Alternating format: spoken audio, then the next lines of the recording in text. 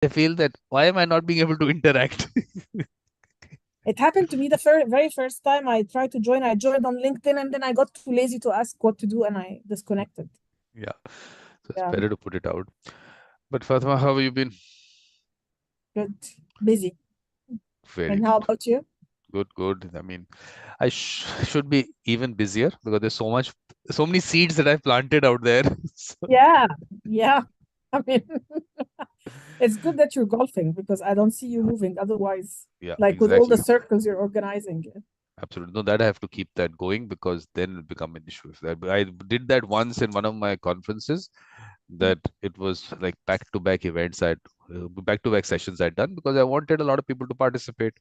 And because Mm, of that, golf suffered. I mean, so I decided now whenever whatever event happens, make sure that you do it at a time that you get your golf time going. absolutely. You do it every day or every Every other day, day? every weekday. I do it every weekday Every because week. Yeah, weekends, the thing is that the golf courses have become really crowded, so the whole game becomes really slow. right. And Yeah. it's like, Yeah. it's not really even a walk there. It's like waiting, someone's going to. What happens is that on the putting green, no one cares about the other people. They take their time, 15 minutes on one. I mean, because there's some people play with high stakes also. So it becomes it becomes in a way irritating, and you say, why are people not thinking about the guy in the back? No one cares a damn. Oh, good. But Good job your time. yes, but Barbara is here, but I think she might plan to put on a video and unmute herself. Maybe, maybe not. Who knows? Mm. Everyone has their plan. But what I have to do is let's put out there what we were doing. I had that other earlier that session. I'd also put a 4 p.m. time. Hi, Barbara.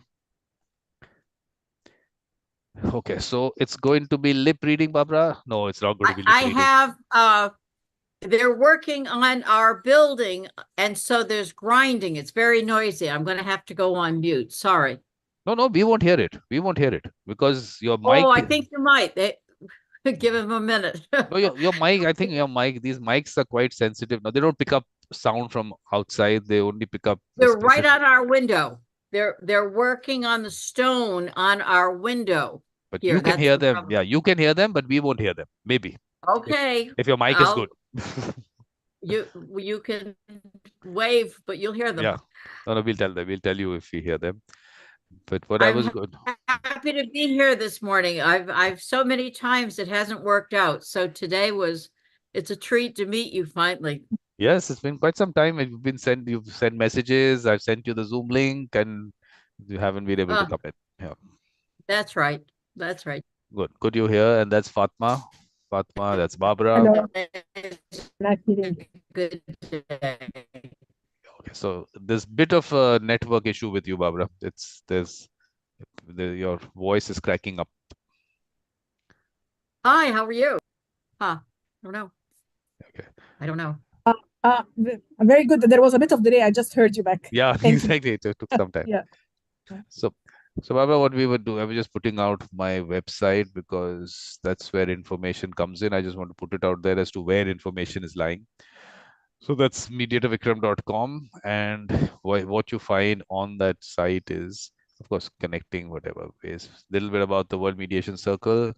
Here you have the mediation circles which have been launched. So the launches, the YouTube links to the launches are here. Then there's basically every circle has a launch, then they have gatherings. So you can find that detail here for each circle. But if you want it date-wise, then you can find it under this section, Edutainment 2024. You'll find it date-wise, what's happening. So all this has already happened. What's coming up? Let me see what's coming up. So we have tomorrow, we have the Kazakhstan Mediation Circle. Actually, it's the gathering. It's not the launch. It's the gathering. Then we have the Pakistan Mediation Circle. Then on 8th, we have the gathering of the Ecuador Mediation Circle and the India Mediation Circle and Greece Mediation. So a lot of gatherings are happening because every month I've started doing for every circle, one day in the month for Israel. Israel, Palestine also will. Have we fixed something, Fatma? Is there a have we fixed a day? Is it going to be I think we did fix something, and we said we fixed something provisionally in May, okay? but let's get back to it end of April to see how things are going for the two of us. Yeah. Because So May is already too far for me to plan ahead. you've already planned for May. You already planned the For Egypt May, mediation. but let's reconfirm, because I always live on a day-by-day basis. Come on. But What is it? I have it on my calendar on the 15th of May. We all live moment to moment. You live day by day. That's very nice. We live moment to moment. Yeah, see, I'm more advanced this way. So gatherings are happening. Gatherings are happening. What are the launches are happening? Brazil is happening on 26th March. Australia gathering. Spain on 27th March. And then we have the launch of South Africa on 30th You have April. already Egypt. See, 15 Yeah, May. yeah, Yeah, I've got that yeah. here. Okay, so Barbara, this is where information is available. I'm not now wanting to put too many posts out there. There's so much work to do. So general information is here. Here you have the various shows and events I have. So if you click on the name, you'll get a playlist, the YouTube playlist of all the episodes. And there've been lots of symposia. So each symposium you can actually click here. So mediation on culture and traditions, heart, soul, spirituality and mediation, indigenous peoples and mediation, colonization, decolonization and mediation, philosophy and mediation, neutrality and mediation, language and mediation, the mediation legislation, and their World Mediators Conference, which have happened. So that's basically where you find information. So this is what we're Wonderful. doing now. So this is what we're doing today. This is the gathering of the Israel-Palestine Mediation Circle. Did you manage to watch any of the recordings of because this is now the sixth gathering. So we've had 5 others. The links are all there on the website also. So did you manage to watch any of the recording? No. No, Okay. I'll I'm give you a so brief sorry. idea. I'll give you a brief idea what the idea behind the circle was. The first thing is that there are so many points of view out there, and what has really happened is, one, of course, media, the way it is going to give you certain aspects, what is convenient for them. And there, yes, it is a business. So the business has its priorities and its vested interests and everything. So does a person have the complete picture? So we can, because we're independent, we can actually put out all the various points of view. So the idea was that let's collect that. So what we did was, Fatma initiated a document, and I said basically everyone else, not too much. Whatever links I was getting, social media posts and everything, I was pasting those links there. But that became so large that I stopped posting them there. Excuse me. I have my own little WhatsApp group for myself, and I started posting it there. So I have so many links, so many thoughts that we have around and points of view. So the idea here is that first, let's put all that together. How are we going to do it? We have to discuss it because it's all voluntary work. So how do people give time? Because Fatma thought she'll do something, but she's also busy. So we're not being able to get everything together because we wanted to categorize it. Okay, this Sure. point of view, Sure. these are the people who have this view. Then one, if we can get people to come and actually talk about their experiences. So all kinds, everyone, I mean, everyone, it means everyone in every way, right down to the guy who pulls a trigger, to the guy sitting there and making policies. Everyone should be part of the conversation. So that's, as we progress, we'll try and get that. And today, I mean, on that document, nothing much happened, Fatma. Nothing much happened on that. Yeah, so we just got links now. So Barbara, and the other thing about the World Mediation Circle is that it's like a web of mediation circles. So the idea is to create mediation circles down to a family, a school, a college, a community, and every organization. And then as part of that, you have issues. So Israel-Palestine is one issue. So everyone should be discussing it, because we want, in a way, people should be able to at least get to know the various aspects of it. Every issue, this is just one. History. There is, It's so history. yeah, there is history. There's so much there. So do people have that much knowledge about everything? So one, let them. We'll try and create something and then circulate it so that all the various points of view are available for people to discuss. But they must discuss it within themselves and bring everyone in. And the concept of the World Mediation Circle is on that website. So it's a space for conversation, dialogue, consensus building without debates, activism, and advocacy. So this is that kind of a group which I'm trying to create, because the other side is all available. Debates, activism, advocacy, lots of activity there, a lot of money making happening there also. But what's happening here is, because maybe there is not much, is there not enough money to create spaces where people can sit together and have good conversations? Maybe not. Maybe not. I don't know. But okay, so that's the idea. And then the long-term idea is that we can redefine politics, move away from divide and rule to consensus building with mediators as leaders. So I'm giving you the larger vision in short, but it's all available in various of my events and everything. I try to discuss that. So your thoughts now.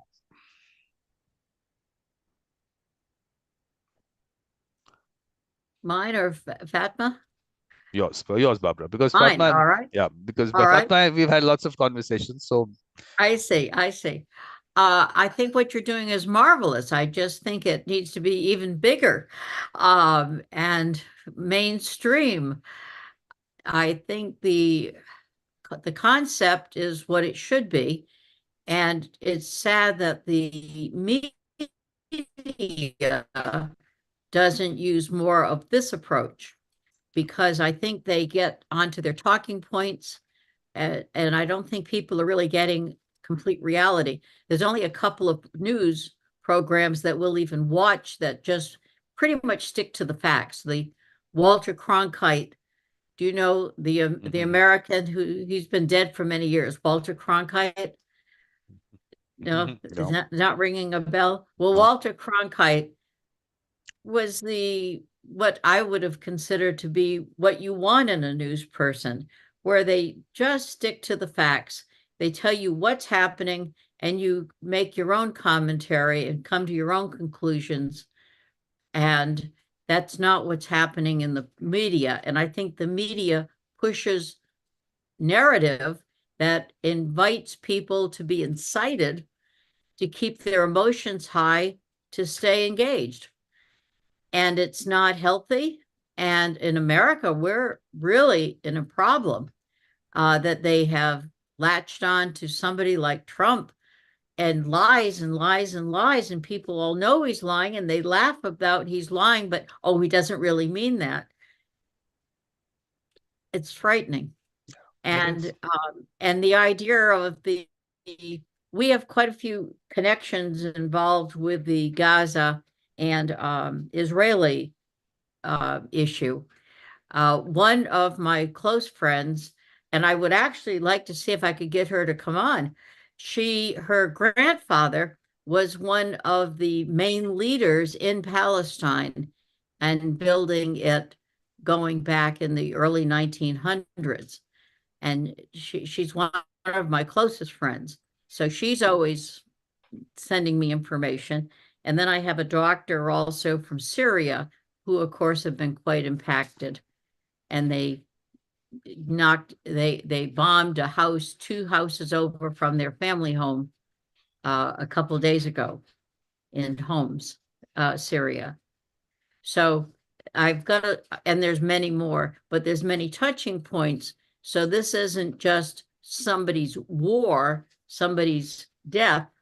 There are streams of connection wrapped in reality, and not, I don't know. I think what you're doing is fantastic, and it's just a matter of making it broader and accessible for beyond just the people who see war as something antiquated, which you stated. It doesn't make any sense. It doesn't even make sense anymore. It's I don't know. No, and what's happened is that now, because of course, news and social media and everything, I think that we're moving towards now a numbing process.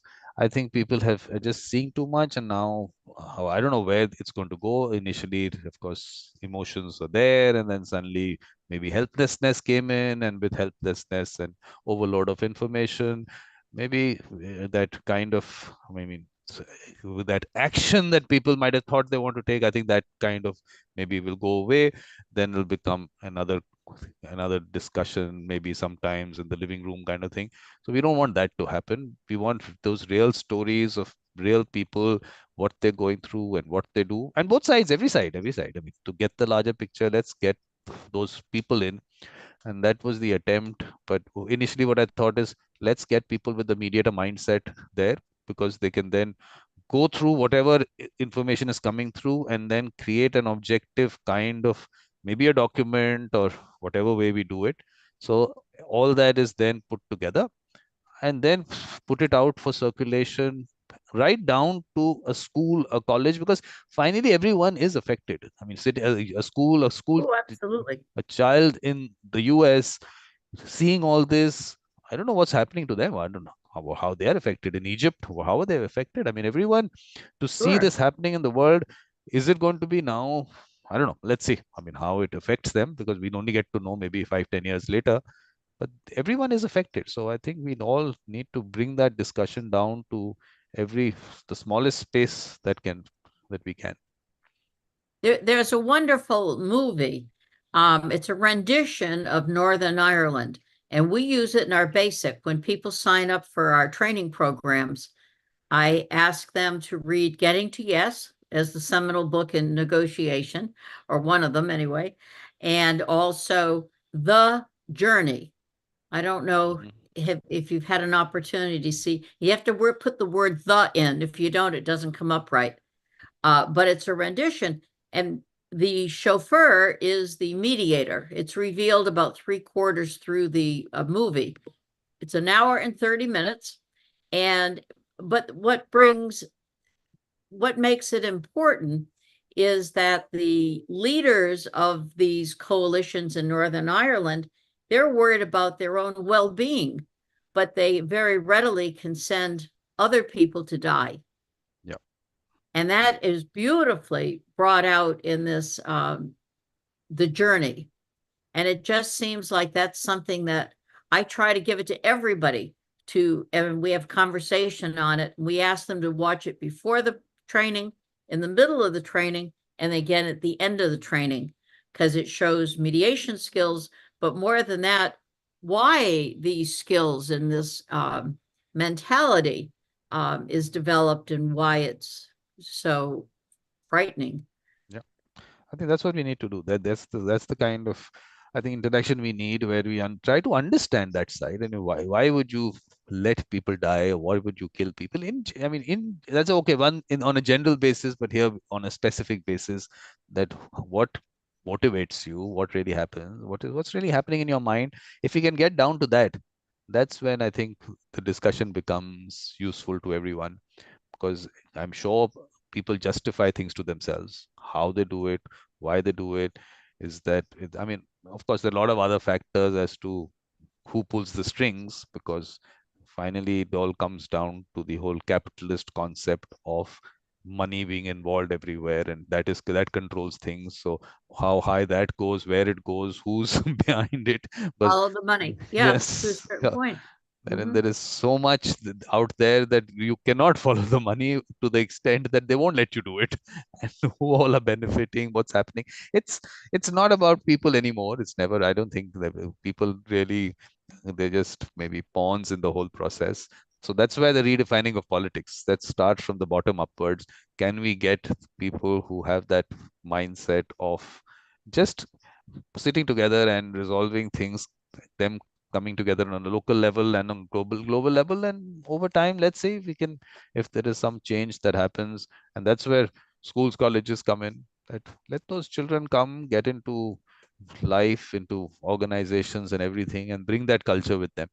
So that is, I mean, it's a long-term thing, and I'm just planting the seeds, and one And that's a seed. start, Yeah, one yeah, seed at a time, exactly. one seed at a time. But it's when you see 30,000 women and children killed, that And I mean, and this is one of those places in the world that's happening. It's happening in so many other places.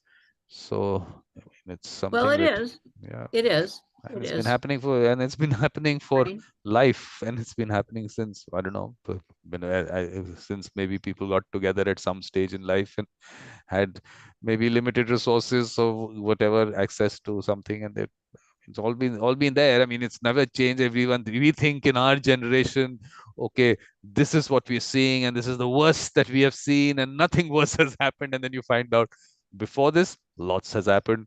Before, after Right. us, hopefully should not, but then it continues. So everyone's gone through this, and no one's been able to solve it. That's But with what benefit? That's it's just because that's the formula.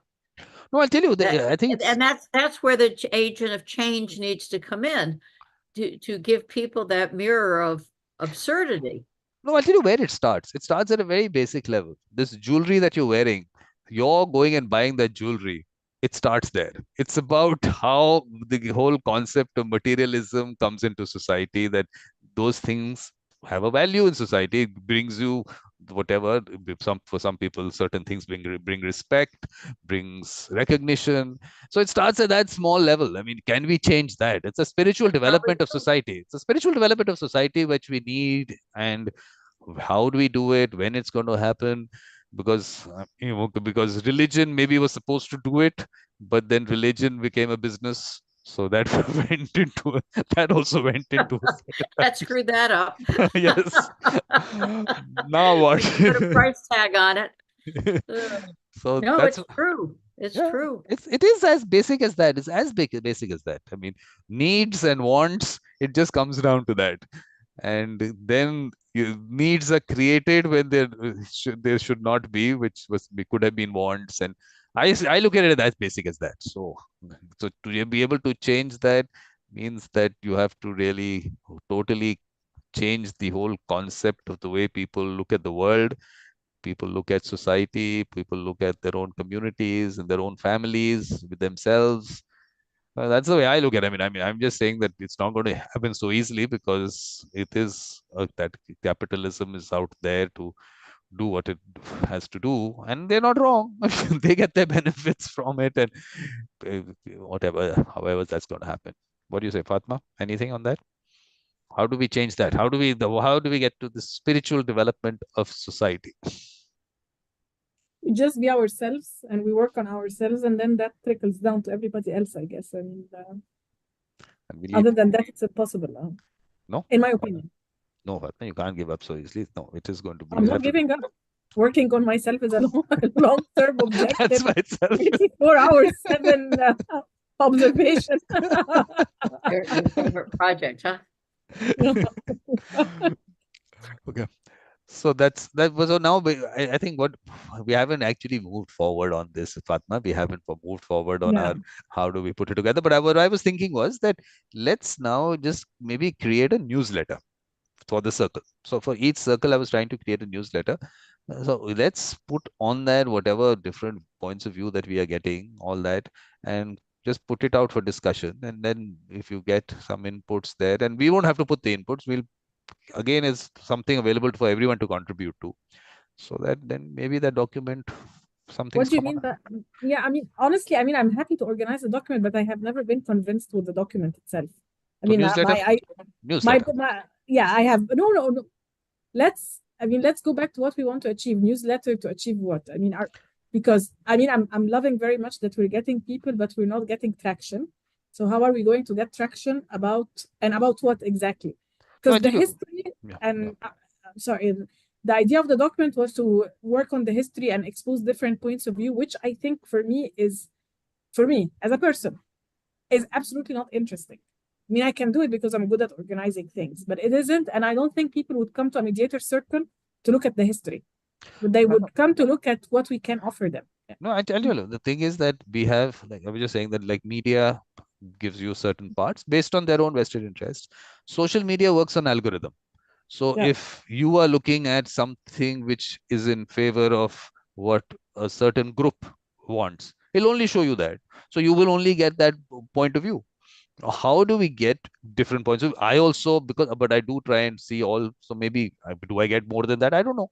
So we don't even know what all is out there. So if lots of people are contributing and they're watching, and but we have to, this is also people with that mediator mindset, so they are objective about it. Because I have seen mediators who I've tried to bring in, who have then taken that a certain stand. Whether they know the entire picture or not, I can't say, because do they or do they not? But they've now, instead of them making a space for people to come in, instead they were the ones who took those positions. So then how do we move forward? I mean, the idea was to That's move very forward. Yeah. important. Actually, that's a very important observation. Why did they do that? I mean, that's no judgment there, but I mean, they had the reasons. I mean, it would be nice to actually talk about, or at least know of their reasons, because if as mediators they weren't able to set aside their emotions, which is understandable if they are in the midst of the conflict. But I think this is where our value comes in. Yeah, You know what I mean? exactly. That's what the whole Yeah. idea was. But then Yeah. if that aspect is not coming out, and it's okay, I don't say that we need large numbers, but we need at least some people who don't get that emotional and Yes. start taking sides and only look at one point of view, and then that agenda comes into the discussion, then we are as good as anything else that's happening. It's not different. Exactly. I mean, when I look at the document, I think of the document, it can be categorized into media, press releases, from the point of view of Palestinians, from the point of view of Israelis, and then the counterpoint of view, because I mean, not all Palestinians are in the same boat. Yeah, Not exactly. all Israelis are. So we will get into so many. I mean, it would be an interesting document and interesting links, but none of us is a historian or a full-time researcher to get everything out there. I mean, once again, I can do the organization and everything, but then what? No, I think, look, from the mediation perspective or from a mediator's perspective, we are not supposed to be experts in it. Yeah, We are supposed to exactly. bring in those people. So first of all, we have to know whom we have to bring in. Is it a sociological thing, or is it a historical thing, or is it an emotional thing? What is it? Let's get each one. Yeah, Barbara. I don't think it can be divided. I don't think you can go forward without looking at all the pieces. And there's a wonderful, are you both on what's up? Yeah. Okay, I'll send you I'll my try number to, in chat. Yeah. okay, I'll try to find you. My message. There was a wonderful piece by a British man the other day that gave the real history of Israel and Palestine going way back. And it was not wrapped in the political sides of it. It was just the history. And that was quite a valuable piece. I've sent that out to quite a few people when I received that from my friend Hanan. I emailed her a minute ago and said, please, quick, try to, I don't know where she is. The part of the problem is to participate here. I had a rare morning that something was canceled, actually, because during the day I'm working, mediating, and I have an article that is, I've missed my deadline, and so I shouldn't be here right now. I should be finishing the chapter of the book before I get a noose on my neck. But but it's a little tricky, I think, trying to line people up to when you are, and I think the way you divided the world a little bit makes a lot of sense. But it's very hard to bring everybody in one time at the key time that we need to be committed to our regular functions. And so to start there. But sometimes being able to do things where you can inform people when they have that moment to be able to review something is helpful. So I have found the What's Up as my go-to more than Facebook. I don't like the Facebook. I think that's, and these algorithms, I find this frightening. I don't think it's you don't know where the stuff's coming from. You don't know none of that feels good to me. I'm on Facebook because people send me messages, and I really don't want to do my private or personal business on Facebook. But the WhatsApp, I think, is a little bit safer, where information can be traded and digested a little more comfortably. Yeah. As opposed to a meeting time, which is, and sometimes, I couldn't find your links. I would see your email and I couldn't figure out how to do it. And just as an FYI, this is off topic, but something I found effective. I use personal room and I have a number and there's no password. If somebody shows up, I just knock them out. And it's the same number all the time. It's not a link. Links don't always work either. So just throwing that out there. People are afraid of using a personal room and just a number for their commitments, but it's easy. No, in this case, actually, the link. Look, what happens is that meeting ID number is what is at the end of the link. That's all. So you can just take out that. Yes, it Yes, is. I can send But it separately. I can send it separately. That's yeah, well, that's true. And if you don't have a password with it, it makes it easier. exactly. So I don't put a password, and I've tried to keep the link the same because I mean the idea was that even if someone doesn't get the email, Repetitive. yeah, I get the email, so at least they know that this is the link, and whether Yeah. it's going to change. But if it changes, then we'll see. But right now it's the same. So that meeting Well, ID that's good also to know. remains I the same. didn't know that. But now that I know it, I'll put that aside on my link page Yeah. so I know to go back and use it. But So I'm just trying to think. I think what we're brainstorming on is how to get people involved and how to carry forth a dialogue that's replete with truth and something that has building power to keep people properly informed to make proper decisions. yeah, But because the thing is that if we can bring in people who want to share their own experiences, so that is the best thing to do. But if we can't, we have links on social media of people talking about their experiences. So that's the second thing. Because if a person is coming here and talking about their own experiences, then your conversation with them, you'll get to know whether they are they are trustworthy in terms of what they're saying or not. You'll have to gauge. I mean, that's everyone has right. to gauge, but at least it's out there for everyone to gauge. So that's one. But the second one, of course, is what is already available. So we can do that. The closest that I've come to someone sharing their experiences, there is Abe in Sydney. He's a Palestinian who actually grew up in a refugee camp in Jordan. So he's seen it from there, and just to show that this is how long this has been, because his family during the Nakba 1948 had to move to Jordan to the refugee camp. So this is the closest I've got of someone talking about their own experience. So what he's gone through, so that at least people know that this is not what happened on 7th October. There is a lot that we need to look at and discuss with someone coming and talking about their own experience. So that was for me the best thing, but that can only happen if further people reach out, because this is not that big a platform for people to look at as, oh, let me come there and talk about my experience. So if people come in, it's really nice. So the other aspect is that if we those links that I'm talking about, the ones that I have come across, similarly, so many other links that you would have come across, everyone would have come across. Let's just first put it together. What we can do, I didn't want to click on those links here when we are going live or whatever, because I don't want any copyright issues coming up by anyone. That why did you put it on YouTube? This is my social media something. So what we can do is we can do that off record.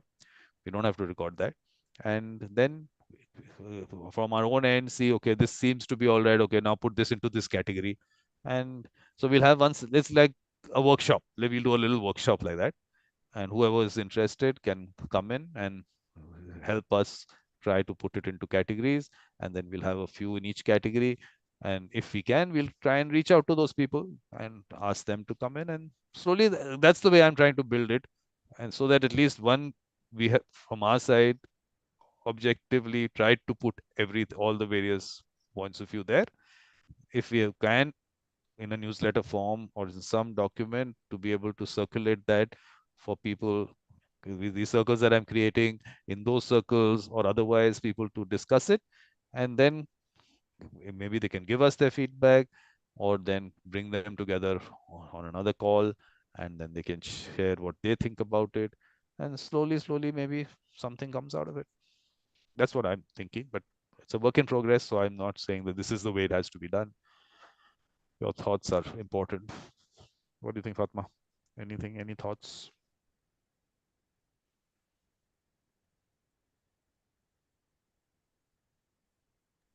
muted. You know what? Let's go with what you're suggesting. I have different views, but I have expressed them a few times already, so I won't insist. Let's see how things go forward. Yeah. Because I mean things. I mean, I can understand that people have. I mean, they have their own schedule and commitment. So bringing people together. So we'll find a way that they can contribute without coming into a specific meeting at a specific time. Because in the last one, only Ramsey and me were there, so we had a discussion. It went into broader areas as to what needs to be. I mean, the way I'm looking at it, then went into the World Mediation Circle, what my thoughts were, how I'm trying to structure it, the way I'm structuring it. So we went into that discussion. Largely, it does happen. So things move into other places. From the Israel-Palestine perspective, anything that you feel that you already got some material or something, do you want to, Fatma, have you? Is there something that you want to put out there right now as to what your thoughts are? What is the categorization or anything? I mean, I think the categorization, and I think it's important that people put in the information within the categories, because then if one person has to categorize the information, if it's massive, then it's an incredible job. I think it would be maybe the easiest way is to have two mirror categories, one by each side. So this is or three sides. The neutral, or the people who try to be as neutral as possible, because there are people who are neutral who try to analyze things without getting into a particular party, and then those who are adopting a particular point of view and the opposing point of view, to just make it easy for the person who is trying to find an idea. So if I am pro party A, if I'm pro party B, and I want to see what the other one is saying, then it's easier for me to go there. And then we have mirror categories like treaties, conventions, or maybe the treaties and the conventions, they apply to everybody, so they can be a section on their own. And then we take it from there. I mean, it depends on what do you think people would be looking for? Because personally, as someone like me, I'm not, as I told you, like repeatedly, I'm not interested. I mean, I know part of the history because I live in the region. I'm affected, so I do live it in a way, but I also try to separate myself from it in another way. But otherwise, I cannot claim to know anything good enough in history, because I feel it's as much as it is very important, no doubt, but it would get us back into who's right, who's wrong, what's the truth, where is the truth, etc., and then we circle back. Yeah, but I think the thing is that finally, by actually going through so much material and everything, I don't want that like I said, the numbing process to happen. One that is going to be a big issue. The other thing is that if there is certain negativity which is getting to you at all, then it's better to step back, because this is something where the control of things are in, like I just said, maybe at a point when though you can't change that, maybe because it is part of how society is structured and how materialism everything is you mean connected. negativity in terms of what? Can you The material that you're looking at, because you're being, if you are, I mean, look, I myself I actually have stayed away from news for quite some time, but because I created this circle, so I started having a look at what's happening. Because of that, my feed now is only that largely. No, yes. I mean, in that respect, I had to distance myself from my own personal mental health. Exactly. Yeah, it's too much and it's overwhelming, and I find myself wanting to take sides at times, and I don't want to be taking sides as much as I can. So I just yeah, no, the worst part is the helplessness that might come in, because you want to do something, but the Secretary General of the United Nations also is helpless. So then that helplessness. I don't feel helpless, by the way. Not at all. Okay. I don't feel helpless because I am aware of what I mean, I don't have an influence on anyone else, right? We only have an influence on ourselves. Fatma, no, you have a larger influence. You do. Okay, yes, I do have an influence in the sense of I talk to people, people talk to me, etc. We affect each other, but the way we affect each other in a way that I would want to see as a positive way is to become the beacon of light ourselves. That's my personal belief, in the sense of, if I am centered, if I try as much as possible, even if I take a position, to acknowledge the position and acknowledge for myself that there is a bigger picture, etc. This is how I can influence. But I mean, for example, in the region, when people, when they start getting when they feel overwhelmed and I feel it's too much, others would start reminding them, don't stop boycotting, don't stop this, do that, etc. So you see, it's quite inflamed. So I feel my influence is to distance myself, because at least I'm not putting oil on the fire. That's my influence.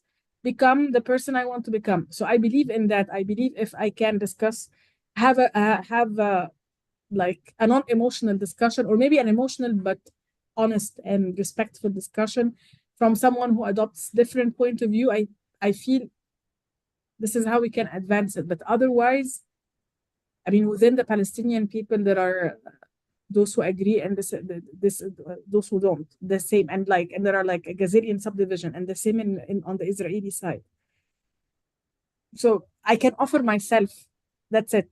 I mean, for me, and I don't think it's little. I think it's a lot. Yeah, it is. It is. May I ask, Fatma, where you physically are located, and Egypt. a little bit about your background? Oh, you're in Egypt. Yeah. Where? Yeah. Cairo. Where? In Oh, Cairo. Cairo. Yeah. Cairo. I'm Egyptian. Yeah. Ah, I wasn't sure. And I taught fundraising to your Minister of Social Affairs in Aswan, and in Luxor, and in Alexandria, and in Cairo. Good. And Where are you? I loved it. It was it was an opportunity of a lifetime. Oh, that's Wonderful. nice. I mean, I'm going to the US soon, actually. If where are you located? Maybe we can meet. Oh, that'd be nice. Texas. Well, I'm in Texas? Texas. I'm in Yeah. Houston and Rhode Okay. Island. Very good. We're between, we have two, we Awesome. live a little bit here, then we go to a little bit to the East Coast. Where are you going to be? In Jersey and San Diego, but I'm still planning some things in between. I have no idea what exactly, still work in progress. When do you come? I think end of March, but might be a little bit earlier, a little bit later. I have no idea. I mean, I'm still playing You're with dates. still planning. We won't be back to Rhode Island until the end of May, and then we're going to be in Boston. We're 40 minutes from Boston. Right. A lot of people out of the country don't know where Rhode Island is, but everybody knows Boston. So we're 40 minutes from Boston, straight road to Boston. So that, and you're only we're 2.5 hours, maybe 3 from New Jersey. Yeah, I'm happy to do. I mean, for me, these are car short ride. trips. It's a car ride, Yeah. a bus ride, a train ride. It's easy. It's easy. And but keep that in mind. But we won't be there till more this summer. Yeah, no, I would have come back, but maybe another time. But I like to keep my options open usually. So we have a guest room. Thank you. We're always available. And Vikram, you also, where were you physically located? New Delhi, India. Oh, New Delhi. And there was a women's conference just when COVID started, and I had been asked to speak. I taught at the law school in Goa, going, I can't remember what year, 2016, 2017, something like, I don't even know. It's all run together. But but I was supposed to speak at a women's conference in New Delhi, and then of course the world closed. So I haven't heard from anybody since. So but this is a good world. This online world, I really like this world. Right now, I am in your in your office or your living room, wherever you are sitting right now. Same thing with Fatma. Can it get any better than this? One click and you're there. One click and you're out. What is good? It's really good. I mean, you're gonna look. Yeah, no, I think the only thing is that a lot of people. Magical. Yeah, but a lot of people, they feel that no, when you're in the physical world, you connect better and everything. I don't think so. I find this perfect as long as you just think that the person is sitting right there. I mean, it's not that okay, there is some other person when you connect physically, and there is another person online. As long as people are not doing that, and you're not doing it, it's as good. I don't see any difference.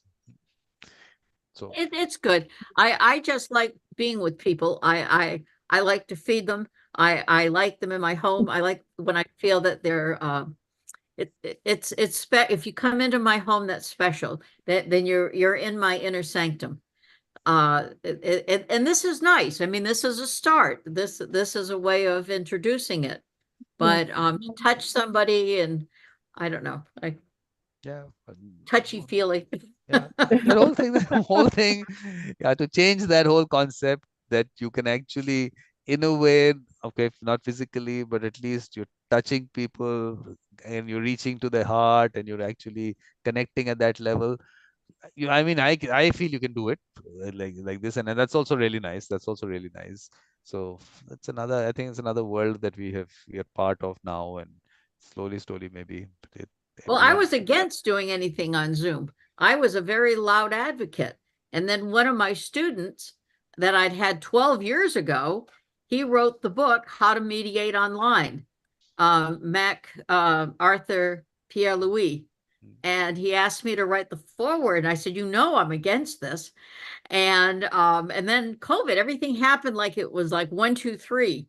And I thought, well, not my worldview has changed. So Because MacArthur, I mean, this was just when I think when COVID started, he did a little interview with me, and these questions came up about the online world and everything and what's going to happen. And my concept today also is, look, if you're your authentic self, be it online, be it in the physical world, all the same connections happen. But if you're portraying something else on screen here and you're someone else otherwise, then in any case, it's no use. I mean, because I yeah, feel this is really nice because here you're just connecting with this person, this little box that you see. The other aspects of what the world creates around you are gone. So this is just you as who you are, and then you are, I mean, connecting only with that person. And I find that much better because otherwise, a lot of other external things come in that connection or in that perception of a person. So that's why I like this actually. So this, it works. but Mhm. what I So have to, what do you want to do as the next step here? if yeah, I feel if all of us can actually go whatever is hitting you on social media, on other media, whatever kinds of, I mean, what you are getting through as to different points of view, if you can just segregate that into some broad I'll be right headings. back. Yeah. So sorry, wait a minute. Yeah. Somebody's, hold on, I've got to grab something. But I think that what we should do is we should actually put it out in a note and send it out as a note. And this is what we are looking at. And this is what these inputs that you can give and ask Yeah. people to What circulate inputs it. exactly? I'll It's write it down in the chat. Tell me now, what inputs do you have in mind? for me, it's back to what we started off with, that what are the different points of view, and in each of what you are getting, you can create categories as you go along. As you're finding something on a certain thing, make a No, no, category. no. No, I'm I'm saying, trying to telling people that yeah. whatever, even every post that you see, what do you think category this can go in? Put that category and put the link to the post. Something else you see, if it fits into the categories that are already there, just just right now, just paste it there under that category. If you Mhm. think this category is not covered, make another category. So just everyone just continues that. So at least we'll get one broad kind of framework with links in it. Then we'll watch them. What we do is we'll have a session where it won't be recorded, and I mean we can record it, but it won't go on YouTube. So we'll click each link and see what's coming up there. So okay, a point of view, we'll ask if you can see, maybe some students or someone can help us, or however. So a little summary of that. Maybe ChatGPT can help us. Take a Mhm. little summary of that. This is, I'm saying, if it's a newsletter form, a summary of what that particular link, what it opened up for us, we put it there. So, because why we are required is because we don't have any vested interest, we're objective, so we can give all the different points of view there. So I don't know, Barbara, did you hear what we were saying, what I was talking about? You didn't? Okay. I was on a call, so I had to Oh. grab the call. So So I'm it's, sorry. yeah, the steps that I was saying, I mean, you people will definitely refine it. But what I was saying was that everyone is, whatever social media post or anything that you come across, think under what broad category this would fit in. So we have a document that everyone can contribute to. So you just, either if that category is not already made, then you can create the category. If it's already there, just place that link and put it there under that category. So once we'll give some time for everyone to do that, because I've got, I mean, I don't know how many links that I've already put together, but I haven't been able to do this A aspect of lot. putting. No, you haven't seen the ones on that little WhatsApp group of my own that I have. So once the broad categories and links are there, then what we'll do is we'll have a session where we won't put it out live on YouTube so that we can actually open each of those links. And if it's someone's little video, we'll watch the video. If we think this is credible, okay, we can either summarize it, or if we, I mean, and then kind of a newsletter form, we can make a newsletter of the group, of the circle, and put that. If we can summarize it, damn good. Otherwise, we just place this link and the same broad categories that we're putting, because now this can go out to people at large. Right now, what I want to do is only specific people. So limited people should be contributing to this document because we want an objective view. We don't want to now having someone push their agenda into this document or anything. Sure, So sure. so then we'll open the links, see what's happening, and if we can, try and get those people to come and talk about their experiences if we can. The only other option is that we have that video already available and we think it's credible. That's also important. And then we can circulate it. So now different points of view are out there. Now, for each of those different points of view, if there is something further that people want to add to it, I mean, they've gone through it, if based on that, what their understanding is. So in a way, we're trying to create a larger view of the first whole thing, because this is not, for me, it's not just about the Israel-Palestine thing. For me, it's like a model of various kinds of such maybe territorial disputes or a little more international disputes as to how we should process and progress on the discussion part of it. So we'll then have a kind of a SOP made, and that SOP can then be applied to various other I mean, there are so many other disputes like this going on around the world. So we can tell people, okay, this is the Sure. step by step. You should do this. So then I can create a circle on that particular issue, and then the people can work on this. That this has worked for us, so why not try this on this other issue also? Because I mean, there was one gathering, or in the sense, it was Peter, he's in Australia. It was only both of us. And his question for me was, why Israel Palestine? There's so many others out there. So I was telling him this. Is like a model of how to take this forward, where we can get a much wider kind of perspective to it. So it was just a way of doing it. So that's how I'm looking at it. So once we've got all that steps to be used otherwise. But anything else, Barbara, you think that what else we can do? Because No, that sound, do you have, but, uh, a group set up also on the WhatsApp? WhatsApp, I'll tell you why I have not been creating groups is because if I create any group, I'll have to read the messages. and there is really no time to Yeah, well, read that's the true, message. and that's a full-time job. Yeah. I thought as a repository for sending information, as opposed to even on Facebook, because that gets lost and obscured too much.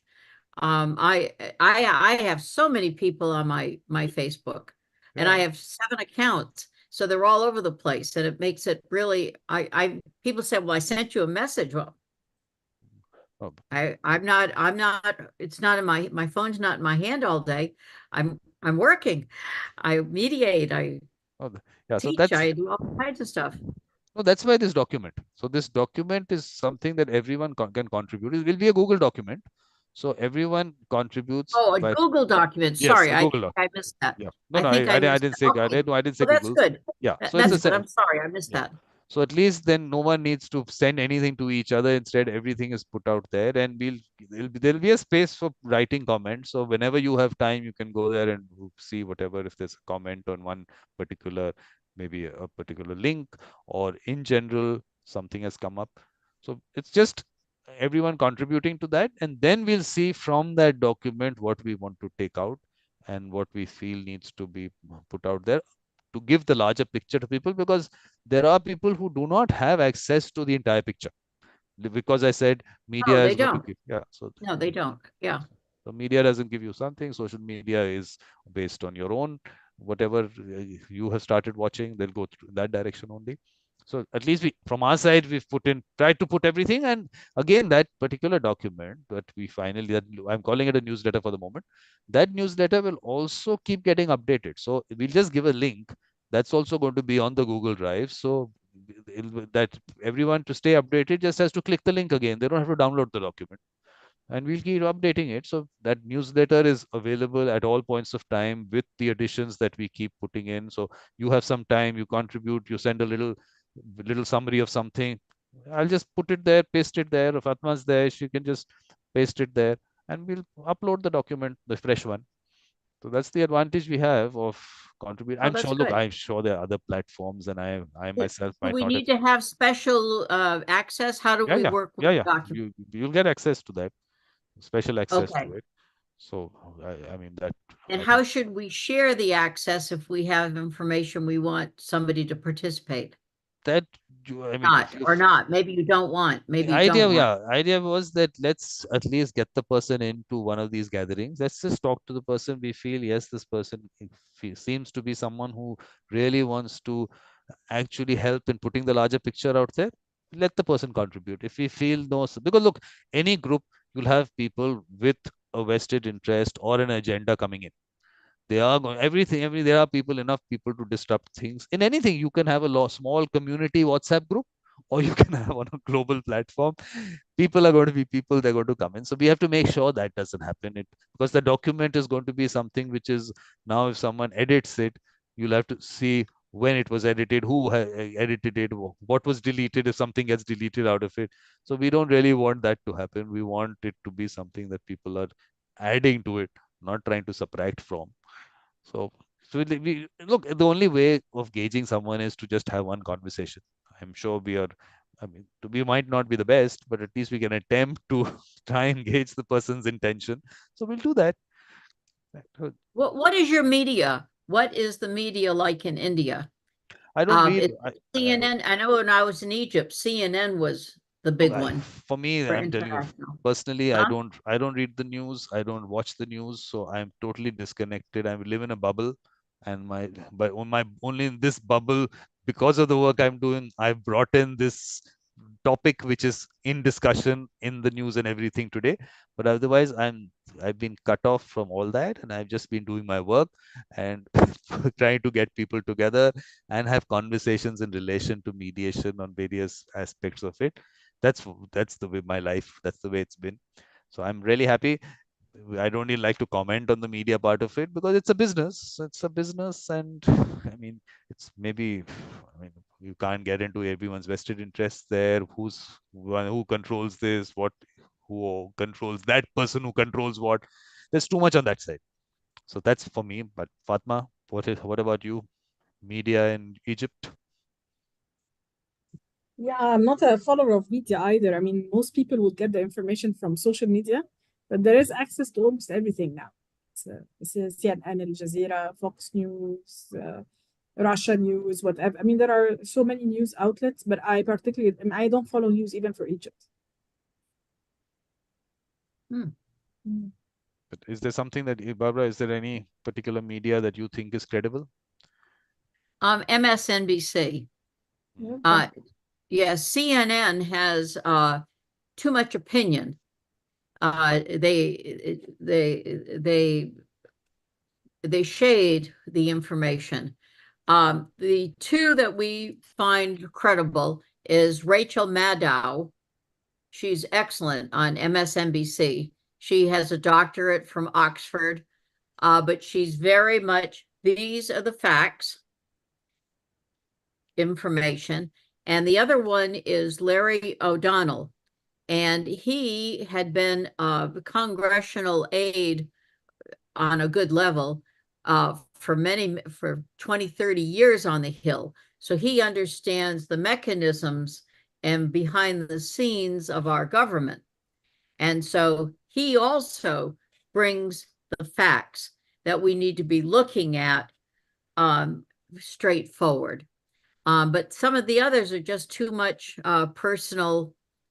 It's not the facts. It's twisted with people's opinion more. So, but those are the two that I think are the most strict. Again, Walter Cronkite, you can look him up. But he was the one that when JFK was assassinated, he was known for the one who broke down crying on air. where the newscaster couldn't control himself, and they let him cry on the air, but that was authentic, and that's who he was. He wasn't just there for a job. He wasn't reading a prompter. He was. It was real. It was a moment. So those are two. We look at other ones too. We'll listen to the BBC and the Al Jazeera. There's different ones I think that are good, but those are two that we depend on to listen to. So maybe And what then we again, I've got some good friends that are there in the, from family or from their physical location that are bringing their experiences to our conversation. So that's important. And one of our students, Mona Curry, she's in Beirut, so that course has had a lot of influence. And there's, we try to, we're in between all of this, I think. So Yeah. No, Mona was I think she came in for the first gathering. I don't know what happened after that. I don't think I saw her after that. But Mona was there. who is this? Mona Yeah, Curry? yeah.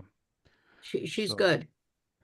I think that should be our first attempt to get in first-hand experiences. That should be our But first attempt. let me also add something in relation to the news, because in the region people don't trust most of the news sources, especially.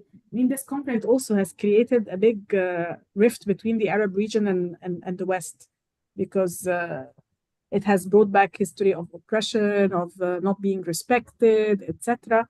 So you have many alternative channels, people who try to go to Gaza and film things firsthand, if and when they can. So you have lots of alternative channels that the people in the region are relying on, and Instagram keeps deleting these accounts and they recreate other accounts, and you always get a post here and there. Okay, my account was deleted or banned. Follow me on that new one. So this is where most people are getting their sources, because there is a big sense of not being seen and not being taken seriously. Yeah. Or being edited out, I think is what. Yeah. That's why I think let's try and get, if we can get first-hand experiences and all, let's try and get as many of that as possible.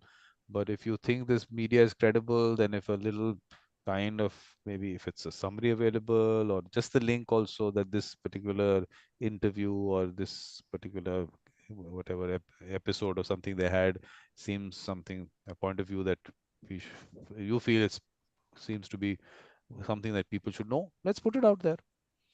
Because in a way, it's what is the media doing? It's actually just gathering people's experiences and putting it out in a nice format for people to read. But if we can get it as unedited, straight from the horse's mouth kind of thing, let's do that.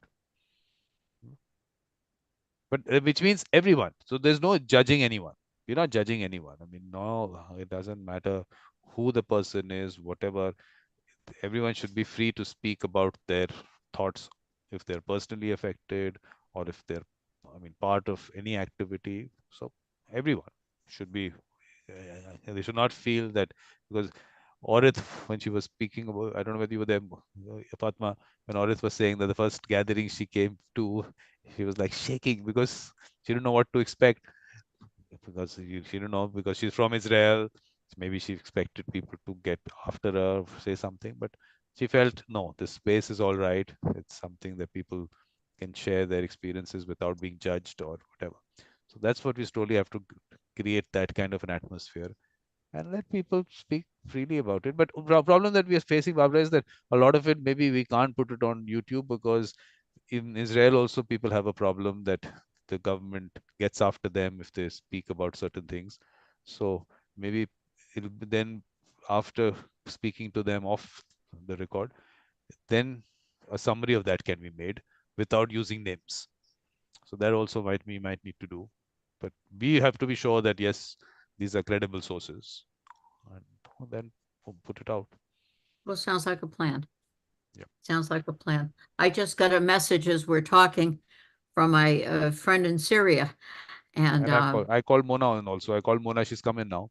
You can also get an in. The aid convoy was stopped again just now. That's what he's telling me. Okay. And okay, so Mona takes a little bit of time to connect. Oh, there's or Mona. out. Yeah. I just Mona. called. Hi, Mona. Hi, Mona. But take yourself off mute. Take yourself off mute. There you go. Good afternoon. Hello. Good evening. I had to use your name, Barbara. I had to tell Mona that Barbara is here. So she came in like that. Mona is very special. Yeah, and you too, Dr. Barbara. I love you so much. Mwah. Really. But Mona's connection sometimes gets a little. Mona, can you there? So Mona, what happened? Well, you initially came for someone gathering of the Israel-Palestine Mediation Circle, and then you didn't come after that. What happened? So right now in our country, do you know we are living a struggling situation here in Lebanon, but in the south, not in my area, and that's it. We are waiting for a solution. But we can have people share their experiences as what's really happening there on the ground. Can you call someone in at some stage? Can I call someone? Right now, I know someone in the south. But I need some time to call her. She can join us maybe. Yeah. She is a lady. Nice, it'll be nice. That's the whole idea. That let's get people who are actually affected, let them talk about their experiences. So if you can do that, it'll be nice. Yeah. Yeah. I will call her husband. He is working with the United Nations, UNIFIL. I will call the husband if he is available or the wife right now. So I will close and I will be back with you. Perfect. All right. See you then. So this is how it happens. This is how it's going to happen. My certificates over behind her head, the one with the green. Those are. No, she's always, whenever I come in on any of my events, she's always spoken about you. Well, when she came to the States, I put my classes back to back. We were still doing them in hotels at that time. So I made sure for the couple of months that she was here, she went through the whole series of training. So that was special.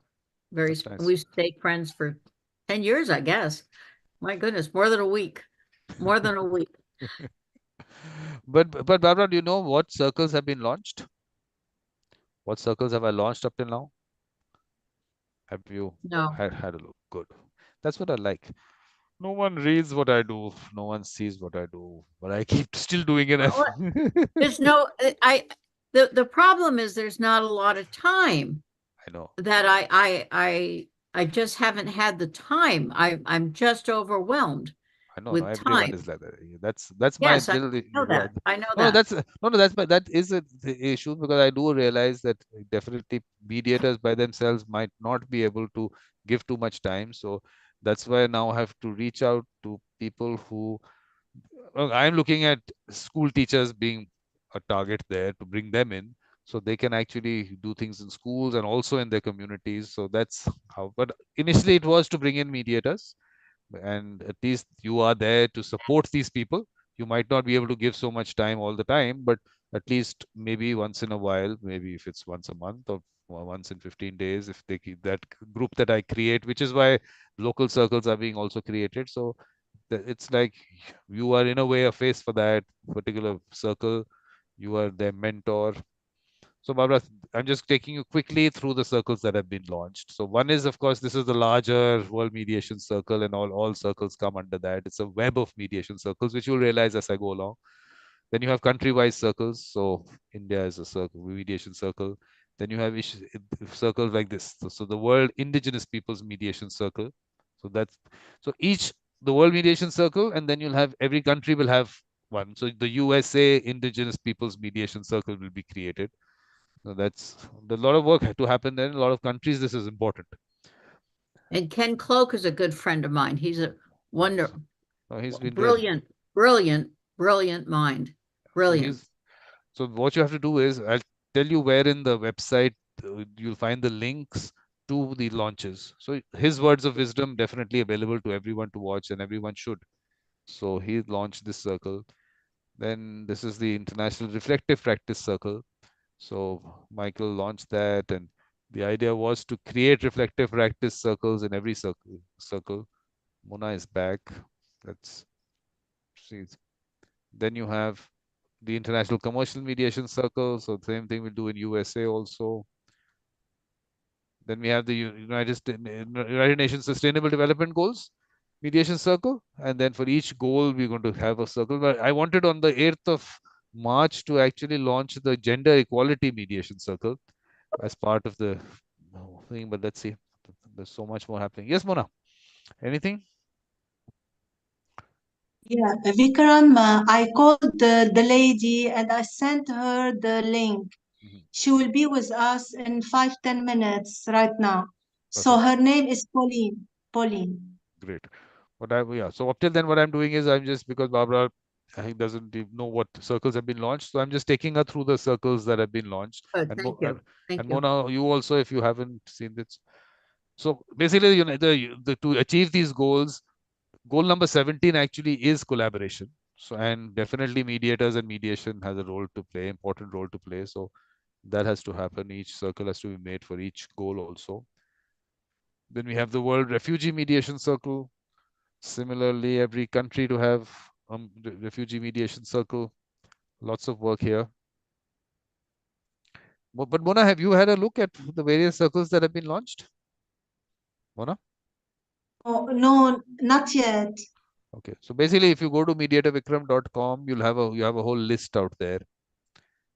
And then we have the International Organizational Mediation Circle. But I think we'll have to wait for Barbara to come back. Is she there or not there? I don't know. We're doing it for her because Fatma has gone through it enough times. She said, what? Again? Yes, Another I time? He's doing it No. again. Okay, Vikram, Pauline is. I'm starting. I'm going to need to get going because I've got to get back in the. But Pauline is here, Mona. Pauline is with us. Yeah, she's just joining in. And Mona, I was telling about Hanan Patel.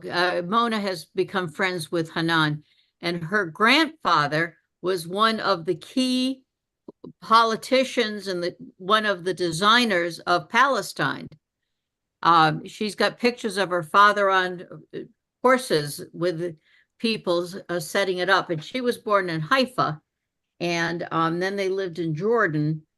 But the grandfather, this is very, very personal. The family's all in Gaza now, So we should get them. Yeah, I think we should get them to talk about their experience. That'd be nice. Yeah. I've emailed her, but she didn't. She's private. I have trouble pulling her into. But Pauline is here. Pauline, hi, Pauline. Pauline, we can't see you, but you were unmuted. Yes, now we can see you. Yes, Pauline, how are you? Can you hear us?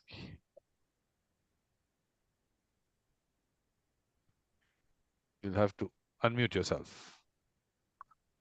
Okay, I'm hearing you now. Okay. So we were just, Mona was telling us that you're in the southern part of Lebanon. So we just wanted, if you could tell us what the situation is, what's really happening. I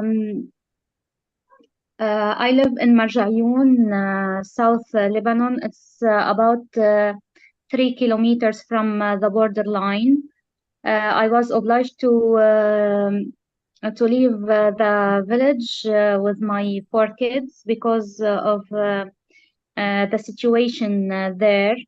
As you all know, in these later days, the situation was so hard. The bombing,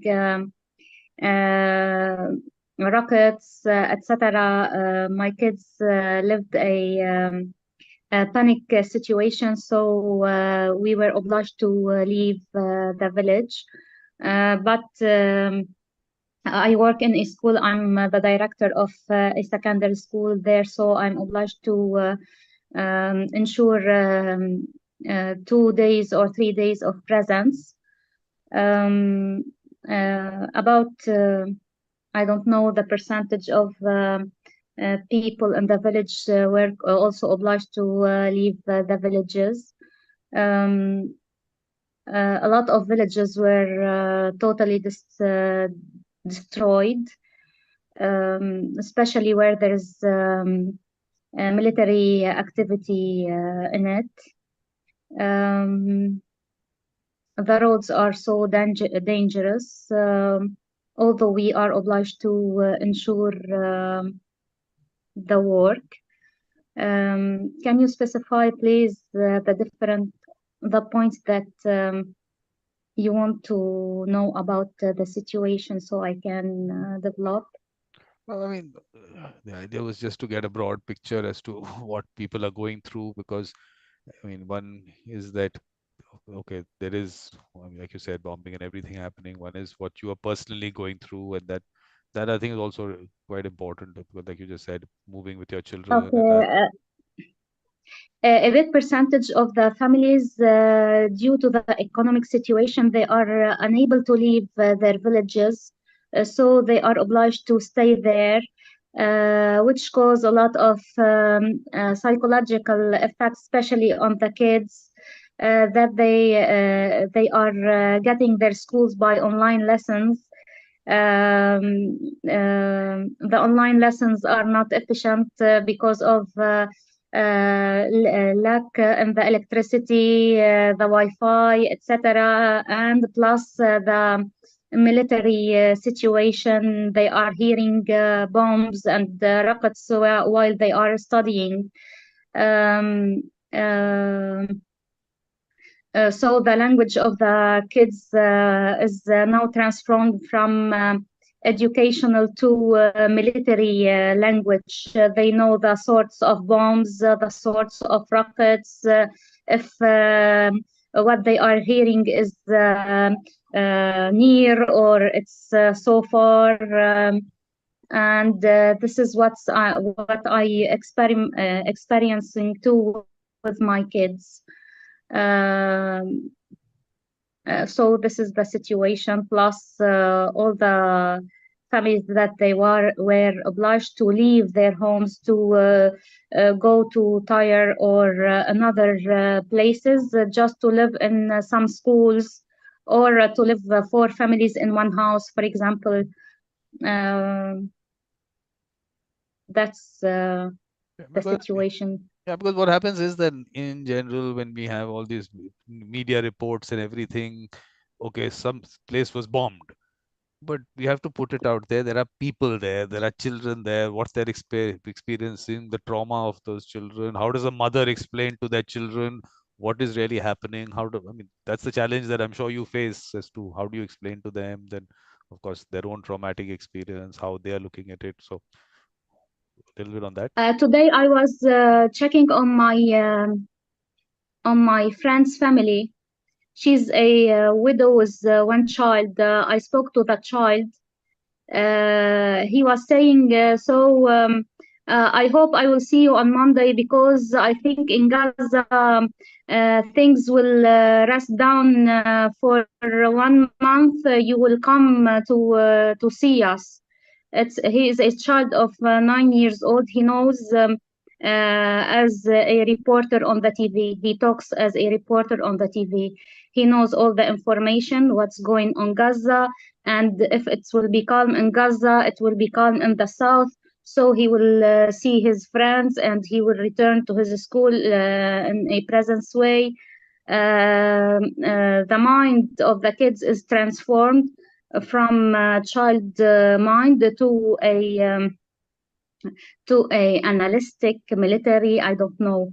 This is a child of 9 years old that is speaking to me. I wasn't shocked, because I'm talking every day with my kids, and they know. They listen well, they know, and they can interact at the same level. It's very sad, actually. They have to grow up much faster. Yeah, it's very sad. Yeah. It's very sad.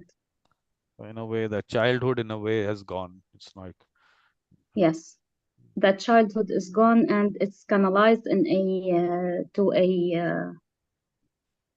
bad way. yeah. But as a mother, I mean, how are you dealing with that? That must be difficult for you to see all this. I was raised in the South. As a child, I was raised in the security zone. We played as kids. We waited. We waited the morning to see where Haida, what can you what do you say it? The lighting bomb that they put in the sky during nights. We waited for it, and we located it in the morning just to bring it and play with it after. That's how we were raised, and I didn't want that my kids will be raised in the same way and in the same condition. I didn't want that my kids will know the situation of the war. I didn't want my kids to know the sorts of bombs and rockets and to experiment the fear and the panic and to see the photos of small children killed as collateral damages in the war. I didn't want all this for my children.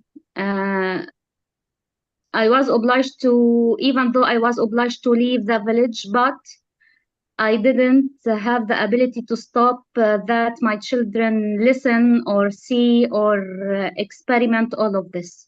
So they are living it fully. And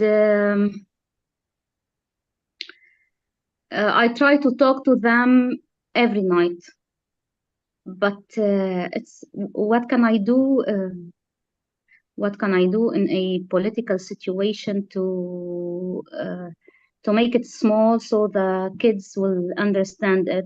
And as I told you, for a child of 9 years old, I'm surprised every day about the ability to understand for these kids. They know everything, and they are shocked, and they live. Each of them live the trauma on his way, and it's hard. I have a 10 years old girl that she's scared to sleep alone. So every night she comes to my bed to sleep near me so she can feel security. My 5-old girl, she knows about the bombs, and she hates the mountain that she tells me, I hate that mountain because the bombs comes from that mountain. I don't want to raise children with ability for violence, and that's what war create in them. To be capable to be violent, and this is the worst nightmare for me. But Pauline, if you want to, I mean, for someone who might not know what's happening in that part of the world, do you want to just tell us in brief how you look at what's happening? Is there a solution? Who all are behind it? One is what we see on the political level. What do you, just a general idea for someone who might not know anything about what's happening, because what we're trying to do here is that one is that people are reading certain media reports and they get a certain idea, but media has vested interests. They are not putting out maybe the entire picture. So if you want to just tell us background, current solutions, everything, a little bit on that. I experiment, as I told you, living in the security zone from 81 till 2000 when the Israeli retreats from the south of Lebanon. When the retreats is done, there wasn't any bomb or any problem. It was done simply. This taught me through the years that nothing can be done in a universal political play, that it's already written and already played, and the end is known for them, not for us. And people there in the south or in Gaza or I don't know where, they are just, if they are victims, there are collateral damages. And what is written for the big countries, by the big countries, will be done in the small one. And there's nothing to do, not even to say. Maybe both that they are fighting, they are in a hide way, they are on the same shore. They are not, but heck, in the press they are fighting. It's all a play for me. And I pray that there will not be more victims, because it is not real. Yeah. But do you see any solution as such at any point, in any way? A solution from the people? And there is no solution from the people. No. No. Not even one. Not the resistance, not even, they are massacres in Gaza from 5 months till now. Nobody said what's happening there, how they are killing little children, women, etc. Nobody talk, even though there is a lot of people talking on the social media from all the countries of the world, but nobody is responding. And the same is going in the south. There is a resistance it's saying to support what's going in Gaza, but the people in the south are paying the bill for, and what purpose? And if they are paying it, does it pay off well? Is it done well? There is no solution. The solution is already, as I told you, is already written, but no one knows it. But the big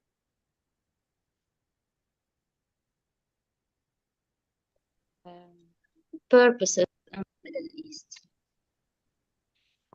But I don't know why my attempt is that if, I mean, it's not going to be a short-term thing, but as we go along, can we create spaces where at school, colleges, at that level, if children can talk about the larger picture and understand the larger picture, because we don't even know whether the larger picture is available for everyone to understand. I mean, maybe pockets of information are available to people. So first of all, can we put out information on a objective way, give a larger picture at the grassroots level, and then, I mean, if people understand, because politics is what, just people who come out from within the people. So if that kind of an awareness as to, I mean, I'm not saying right or wrong kind of thing, but at least a clearer picture of what's happening, and they can have conversations on that. And can a change come from one from the children as they grow up, and from there, or from all sides. I mean, it's not just in Lebanon, but in Israel or in Palestine or wherever. Can that change anything? You have to change first. You have to change first the environment where the children are raised in all the countries that you name it.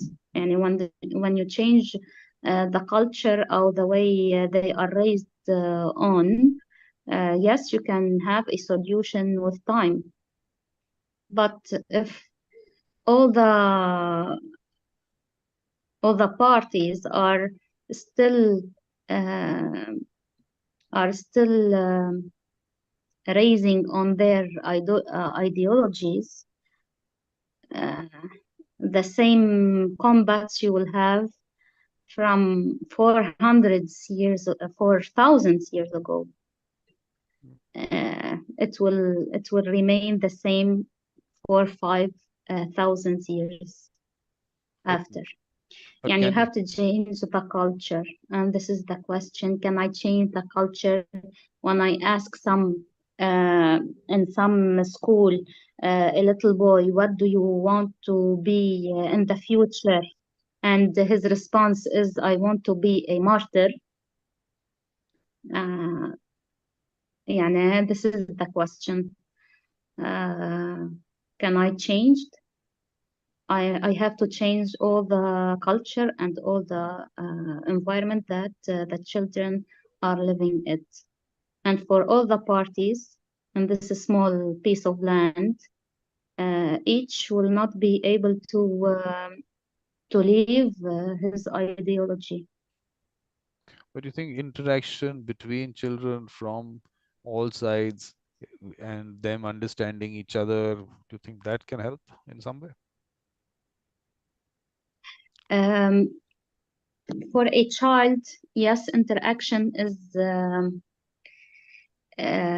will lead in the common point is childhood. Yani if you take a child of 9 years old from the 3 countries and you put these 3 children in the same room, they will interact, they will play, they will come to a solution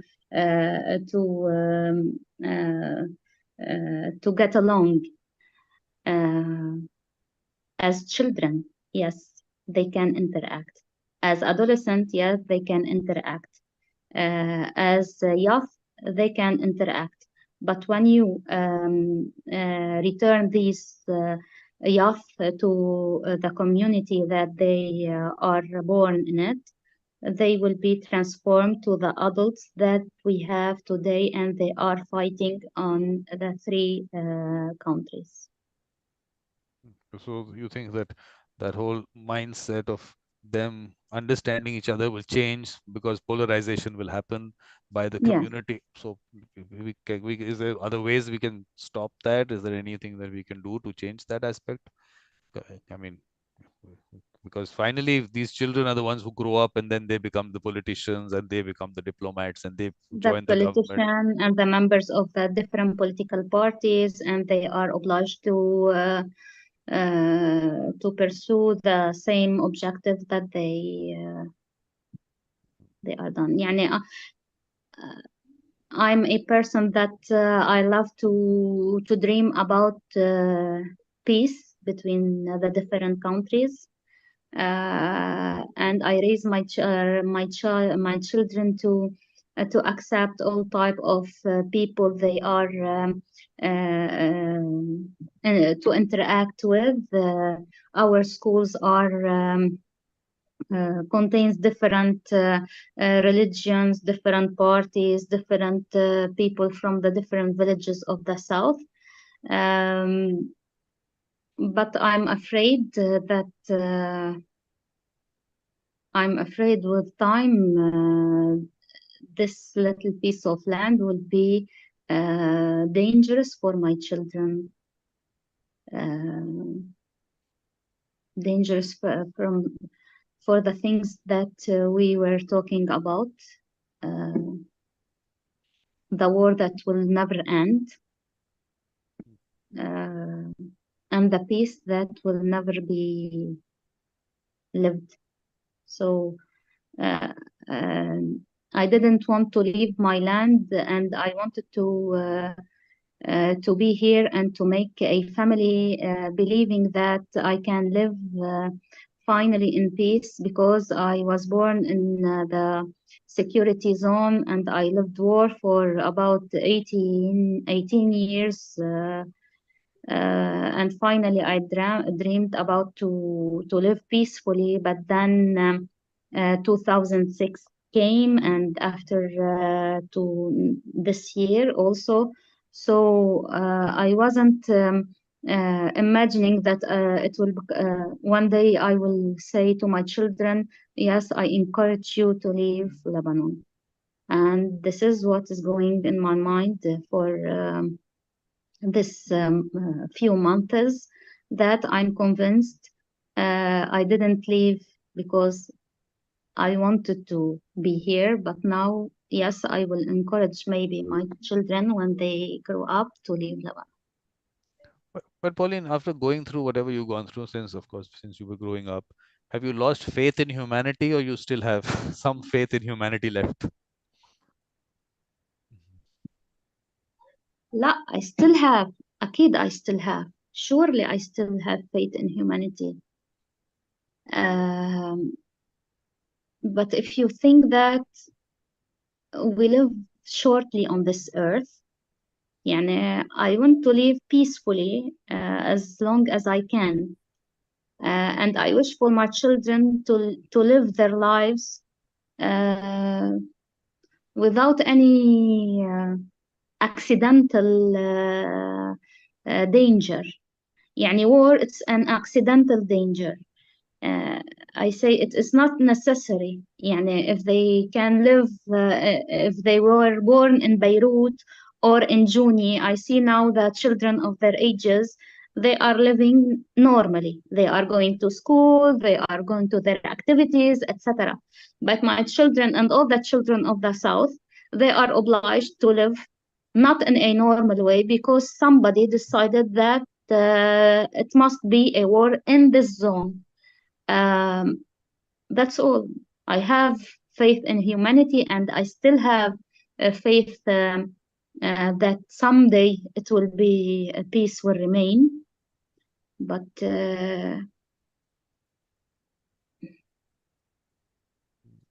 maybe I have to take some small actions, just هيك to try to live peacefully. I mean, you're a strong woman, so I mean, you've gone through so much, but you still have that faith. That's a important thing. But of course, we will never be able to understand your situation at all, because we are living our privileged lives in different parts of the world. So I mean, what you're Sorry, going I'm not through. hearing you, Mr. Vikram. So I'm saying what you're going through, we will never be able to understand, because we are living our privileged lives in our parts of the world. So yes, we will never be able to understand. And for you to have that, be that strong in the situation you are, is amazing. I mean, that's amazing. But Pauline, have you met? That's Fatima, Barbara, of course, Mona, you know. So Fatma is in Egypt. Fatma, you want to say something to Pauline? Yeah, there is nothing I can say really. I mean, it's I would say it in Egyptian, يعني قلبي معاكم, بس I know it doesn't really do much, but I know it's very hard.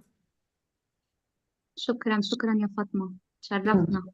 أبدا, عندي. And yes, you can speak in Arabic. There's no problem. I mean, please. Yes, because in Arabic, when you speak in Arabic, you'll be different people. You'll be talking. And Pauline will also be happy. Fatma, please, you should speak to her in Arabic. Yeah, of course. Yes. But there is nothing to say really. No? Some hope, something to give her? يعني طبعا يعني أنا مش عارفة أقول لك إيه, بس إنك قادرة تحتفظي بشعرة الأمل وشعرة الحب وشعرة الإنسانية, حاجة جامدة جدا, وما ينفعش غير إن الواحد يشجعك ويعمل اللي يقدر يعمله. لو في حاجة أنا أقدر أعملها, معرفش أقدر أعمل إيه, لو في إمكانية على إنترنت, على زوم, على حاجة, نتكلم مع أطفال, نعمل أي حاجة, أنا ما عنديش أي مانع في حاجة زي كده. لو أقدر أعمل حاجة, أنا موجودة. وهقول لك ايه شكرا اللي اقدر شكرا جدا. اعمله. يعني انا بشتغل على يعني في الوساطه اللي هو الصلح، بسمع الناس، يعني ممكن استمع، ما عنديش اي مشكله في ده، بالعكس بحب. بشتغل مع ضحايا التحرش شويه، اكتر في التوعيه يعني. فعندي قدره على الاستماع، عندي قدره يعني. ساعات الواحد بيبقى عايز حد يسمعه مش اكتر، فلو حاسه ان دي حاجه مفيده انا تحت امرك يعني. شكرا شكرا مدام فاطمة. نحن عفوا. على طول بضل عنا رجا وبضل عنا إيمان إنه الأمور بدها تتحسن أفضل لقدام. بس الواحد بيقرأ الأمور من يعني حسب الأمور اللي عاشها وتراكم الخبرات اللي قطعت. أم، أنا عندي رجا بالرجعة على البيت ونرجع لحياتنا عادي. بس كل هيدي الأمور بتعلم الإنسان، بتكبره أكتر. ومثل ما حكيت مع أستاذ فيكرام إنه الأولاد اللي عنا بمنطقة الجنوب كبروا أكتر بكتير من عمرهم. مثل ما بتحضروا ريبورتاجات عن الأولاد اللي بغزة كيف بيحكوا، كمان ولادنا هيك بيحكوا. ولادنا عم بيتعلموا تحت القصف. ولادنا اشتاقوا لبيوتهم، اشتاقوا يعيشوا حياة طبيعية. وأكيد بإذن ربنا بدها ترجع الأمور. بس هل هي بتتصلح؟ أكيد كل إنسان، كل ولد بكرة بيكبر وبده يعيش خبرته. وإن شاء الله إن شاء الله بضل عنا رجا. ميرسي كتير مدام فاطمة. عفوا. الله. Well, yeah, I should have told you, Pauline, what I'm trying to do is I'm creating mediation circles. And of course, I created something called the World Mediation Circle. So the idea is to create mediation circles, one in every school, college, organization, community, and then bring out people with that mediator mindset, with the peacemaker mindset, who are all there. In the children also, you have those children who have that mindset. Bring them out, bring them together, and people who have that mindset that yes, conflict should be resolved amicably. So create a community within communities so that at least those people come together, at least they have those conversations, that dialogue, and then they can interact with similar people, I mean, in other parts of the world, and maybe something good comes out of that. So that's what I'm trying to do. And Barbara is here. Barbara, you want to say something to Pauline? I'm at a loss of Okay. words. I just think words at a certain point are cheap, and there needs to be action. And I am at a loss of what we can do. This is a good start that we're having conversation and we're learning firsthand what people are experiencing. And I think the world is outraged with what they've seen. This has been a very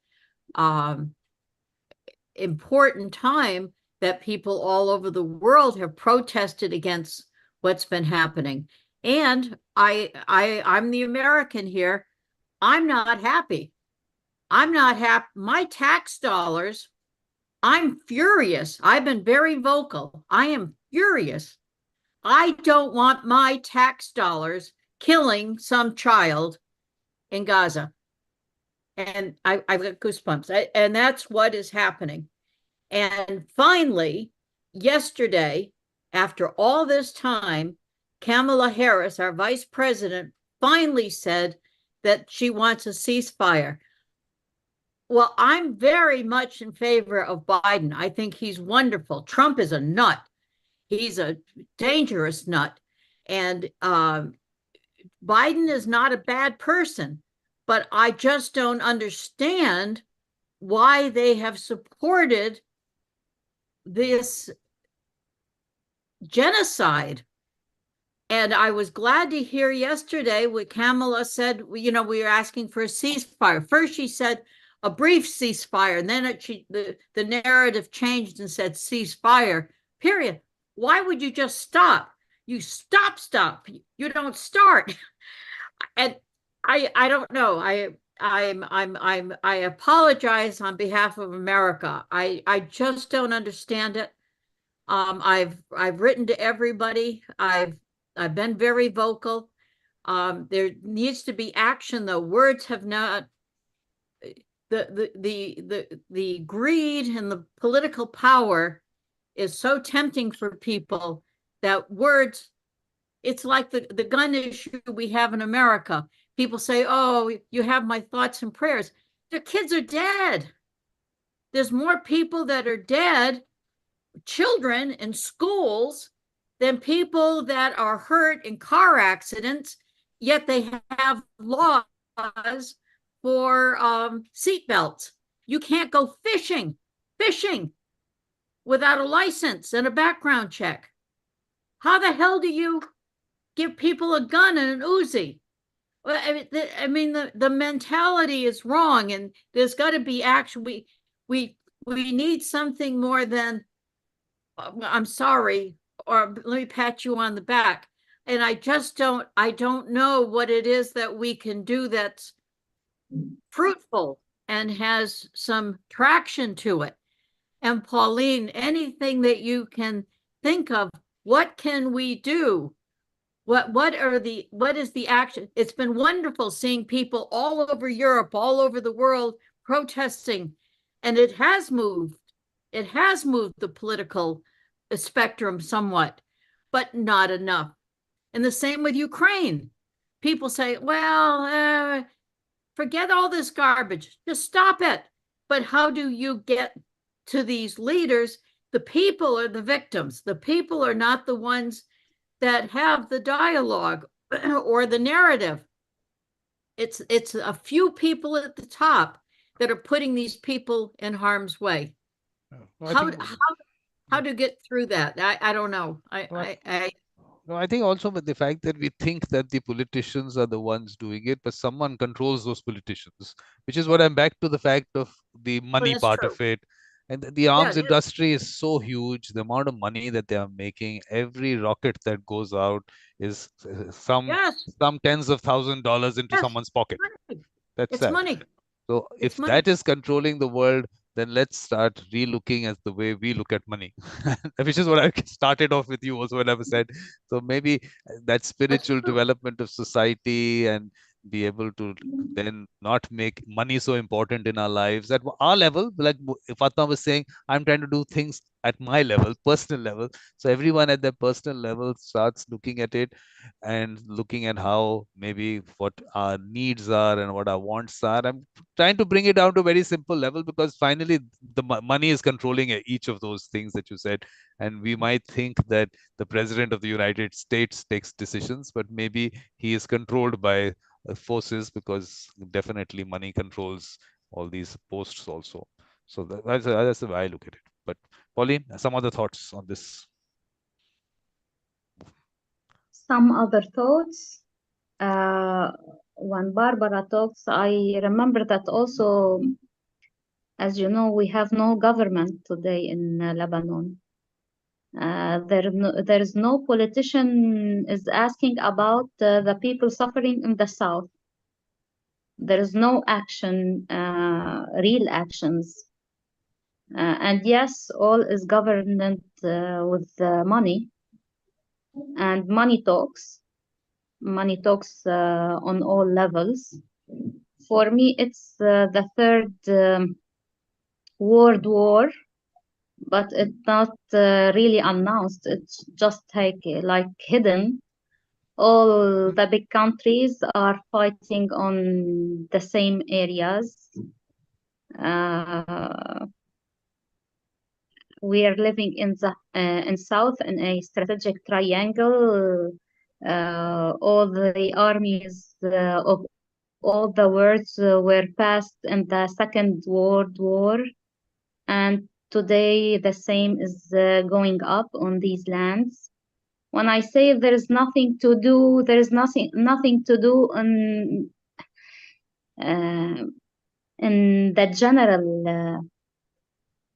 the general situation. How can I stop this war? Well, I cannot, but I can change in a small action in my class, in my school, to give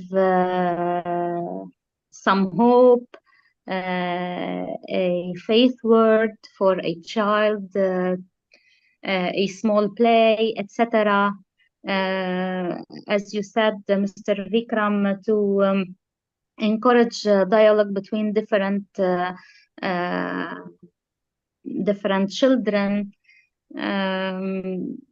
to search the common points between the different parties in the same school. I give an example. In my school, it's forbidden for the children to wear or to put or to say or to interact in a way that it can reveal their political their political parties. It's forbidden then to wear some necklaces that they can point that they are in this party or in this religion. All the children wear the same costume, play the same play, etc. That's all. يعني some small actions on the people level may protect the hope that will be carried through the generations, not more. But Pauline, that means we have to create a mediation circle in your school. As part of the World Mediation Circle, a mediation circle has to be created there. What we are going to do is we'll identify those children with that mindset, and then the mediator mindset and the peacemaker mindset, and then bring them together with children from around the world who have that mindset. And it will be nice to just listen to their conversations, because those children are special who have that mindset. So we'll do that. We'll maybe have a separate conversation I'm on not that. hearing you well. Yeah, but Vikram. Mona, you can speak to Pauline about creating a mediation circle in her school. Yeah, of course. I got the idea. Yeah. So let's do that. That's one start. I'm so sorry, but I have to leave. This has been wonderful. Shokran. I'm happy to have met everybody, and I look forward to the next time. Thank you, Barbara, for coming in. Bye. All right. Thank you. Yeah. Bye-bye. So the mediation circle part of it, we'll discuss with Pauline what that mediation circle is. But Pauline, what you can do is you can actually go to mediatorvikram.com, this website, and I'll put the link here in the chat also. Okay. So you'll get an idea of what these mediation circles are, what is the concept behind the World Mediation Circle, what mediation circles have been launched, to get some idea there. And then let's meet. We'll fix up time, Mona. We'll fix up a time with Pauline also, and then let's just put it in place. Yes, Pauline. Yes, of course. When do you have time? When do you have time to have a meeting? What is a good time? What is a good time? From Monday to Friday, not to Friday, to Thursday. From 8:30 the evening. What is the time right now out there? It's 7, around 7, 6:55. 6:55, which means you're at 7. When you're at 7, I'm at 10:30. So 3.5 hours. So which means midnight for me. Or 8:30 will be midnight for me. I could try to be available around 6:30. 6.5. So 10 o'clock. So basically 10 o'clock my time. So let's do that. When do you want to do it? When do you have the time? Any day, if you tell me 10 o'clock. When is good time? Mona, when are you available? Fatima, when are you available? Depends on days. Vikram, depends on days. For example, we have on Thursday at night we have a meeting. So tomorrow. Maybe tomorrow it is impossible tomorrow. Okay, so next Monday. Next Monday it will be great. Yeah, next Monday. Okay, yeah, for me too. Okay. Perfect. Good. So 6:30 your time. 6:30 your time. So that'll be 10 o'clock my time. Yeah, 6:30 our time is perfect. Okay. Perfect. So same Zoom link. Zoom link will be the same. Yeah. Okay. Same. Okay. Same Zoom link. And up till then, you please Pauline, if you have a look at the website, you'll get a general idea. So let's just put this into place. And Fatma, you Okay. please join us if you can. Yeah, what I want to suggest, but I need to talk about it with other colleagues if it's at all useful, is a part of the other work I do in not relation to mediation is about trauma and how this affects the nervous system, etc. So I want to ask around to see if people would be interested maybe in communicating online with the children, giving them, there are very small exercises like this is called the butterfly hug, and it has another name. If you do this and then you start tapping, I mean, like this is very simple, but it's something that is very effective in calming the nervous system. It's you know what I mean. So I just like want to give some tips, but get also some other people who are more professional than I am. If you think it's useful, because I'm sure the nervous system and everything is, I mean, it's you're living on edge all the time. If you want some tools and things to help. Pauline? Okay. Do you think it'll help? I have to try. Yeah. So we'll fix that for the, I mean, you want to do it for the children, then we'll have to fix that time. So yeah.